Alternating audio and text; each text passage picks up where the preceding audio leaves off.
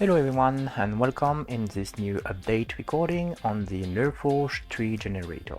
The first thing I really wanted to change was to remove all this registration entry that I have in my configuration file for the application, just to be able then to list all those textures in the GUI that we use to modify the tree model. Instead, my idea was to access directly the corresponding folder. So for instance here, the bark folder, to get access to all those textures for the bark texture. And similarly, we would use this leaves folder to have access to the leaves texture. So I have just updated the code to actually try to find all the files that we have in a given folder. So that's for the bark texture, for instance. And then I would iterate on those files and load them one by one to create the corresponding texture and store that in the big map that I'm using for the combo box display. And of course, I'm using exactly the same process for the leaves texture. And this worked just fine out of the box, as I could still see the list of corresponding texture here for the bark. And similarly, I could also have the list of leaf texture properly populated here. And in fact, this last point led me to another issue, because we had too many textures here at first and you could actually not see all of them. And so I had to handle the implementation of this scroll bar for the combo box, since this was not implemented yet. So I actually spent quite some time on this, and now the thing is, it's working just fine. So we can just use this scroll bar to navigate the complete list, and I can select an element at the bottom of the list, like for instance this one.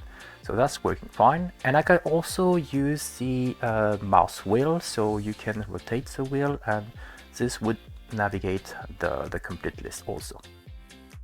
Another nice feature I have just introduced is this small button here, which you can use in fact to load a texture directly from the client side.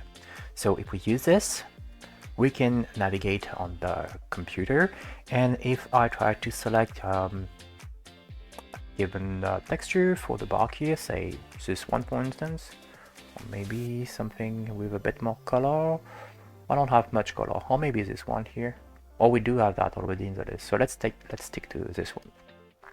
And if we open that, you will see that it's going to use the name of the file that we have selected as a new texture name, and it's also going to apply that directly on the tree. So we can actually see that more properly if we come close to the tree, and I can go back to the original texture, and you can then select this one. And of course, we have exactly the same mechanism now for the leaves. I don't really have any additional interesting leaf texture, I think, so far. But let's say, for instance, I'm just going to use this flower image as a potential texture.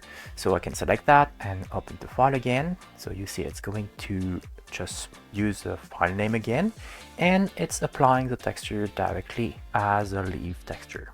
Alright, so the next interesting thing we should discuss is the support for the branch multiplicity, or not multiplicity as I call it. And to see that more properly, let's say we reset the configuration of our tree here, and we disable the leaves, and we just use 2 levels.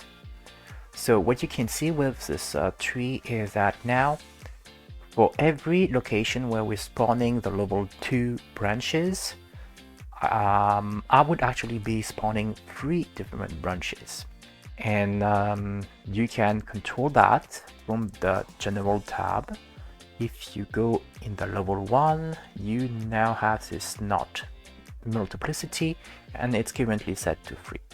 As you would expect, if you reduce that to 2, then you only get 2 branches at a given spawn point, and the default value is 1 when we use only 1 branch, of course. Currently we can go up to 4 and 5 branches, so that's quite a lot, but why not? So if you set that to 3, you have to keep in mind that the branches are not going to be perfectly aligned, because of this position offset factor So given a spawn location, the position offset is going to move a given branch up or down randomly. So if you increase this range, you will see that the branches will start to get mixed. Not that much actually, but yeah. Well, here it's moving up, yes. But this part is not really moving, but that depends on the random generation, of course. Okay, and anyway, the next thing I would like to mention is the child up angle value. So we can just reset the configuration again, and we go to level 3 this time, and we hide the leaves. So you see here that those level 3 branches are actually turned a bit up. And this is controlled again with a new parameter. It's on the curvature, so we go on the level 2 to control the child level 3. I think it's this, yes. And if you control this angle, you see that you can move the branches either down or up. In fact, this is similar, but not exactly the same thing as what you would achieve if you use the attraction toward the up. Attraction toward the up is not as good in this case because the base of the branches will not really be attracted, not easily at least. If you say, for instance, that we reduce this up angle to 0, well, that's tricky because we need both value close to 0, okay, like that. So there is no up angle here, but you can use the attraction towards a point which is at the top for the level 3 branches. So say we move the attraction up, you see that the branches are bending towards the up, but the base of the branches is not really moving up the way we would like it to move. So that's not going to really work. It's a different effect, but not what I wanted. Alright, so let's reset the configuration again and remove the leaves and go back to the level 3 because there is another feature we need to mention here, which is the start spiraling angle. Because branches would normally start spawning on a given parent branch from any given angle compared to the up of the parent branch, and that's with the parameter which is let me think, yeah, the start angle here. So if we go on the level 2, you see that the start angle for now is set to roughly 90 degrees, and if you were to use a bigger range, you would see that okay, the branches will start turning because you would get a random value which is not 90 degrees to start placing the branches.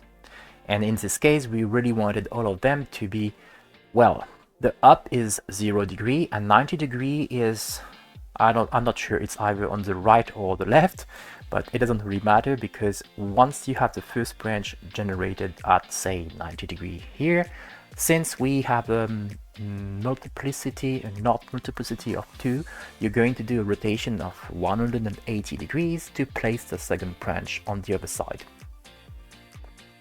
So yeah, that's going to give you the opposite direction. Alright, so in this case, we really wanted to set the start angle close to 90 degrees. Okay, so the last thing we need to mention, let's reset the configuration again, is this time on the Leaves tab, and it's this flip the coordinate checkbox. And that's used because some of the texture I'm currently using for the leaves are actually upside down. So you see here, for instance, that the leaf is correctly oriented, so the base of the leaf is touching the parent branch. But if we were to uncheck this, actually that's the texture that I have myself, it's well, upside down, so we need to flip that. So yeah, you need to keep that in mind, of course, and you will immediately see if your texture needs to have this check or not. Alright, so I think this is it for the most recent changes, and after that, as you have here in this list, you see that I have now introduced a new configuration, which is the maple tree. Actually, I've been trying to use this maple tree example from Treeit, and this is where I first got the changes that we covered today, because you see that here we have those 3 branches roughly from every spawning location, and then we have those branches oriented towards the up. So yeah, that's a source of inspiration that I took. In the end, I think it's a bit similar to what I get, so not too bad for a start. And so in this list, you still have the previous template that we were using, which is not really a real template for the moment, so that's rather a test configuration, and we'll be updating that at another time. So I guess this is it for this time, guys. As usual, if you have any question, just let me know in the comments, and otherwise I'll keep working on that and I'll let you know when I have another update for you. Have a nice day and see you next time. Bye bye.